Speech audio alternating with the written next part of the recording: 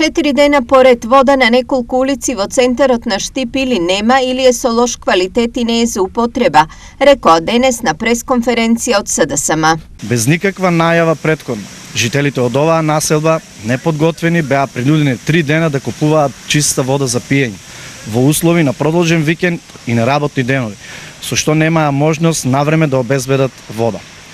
Неодговорно и сосема нехумано е однесувањето на јавното предпријатие ИСА. Кога се во прашање партиските интереси, вода за миење на улиците се носи дури од Гевгелија.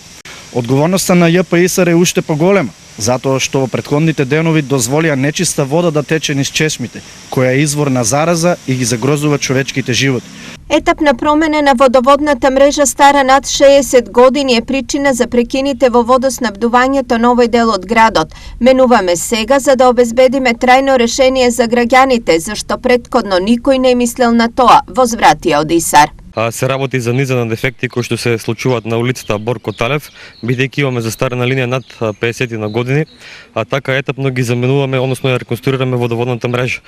Пак ќе повторам, се дешаваат низа на дефекти поради застареност на водоводната мрежа. Не се давало приоритет на да се заменат тие водоводни мрежи, кај што се јавуваат чести дефекти, се работиле други работи, се изнемувале цистерни за 60 евра дневно, се купувале цвеќиња, се купувале камења. За жал не се инвестирало под земја, односно за граѓаните да имаат нормално водоснабдување. Сега ние го наследивме тој и ќе мора да го решаваме.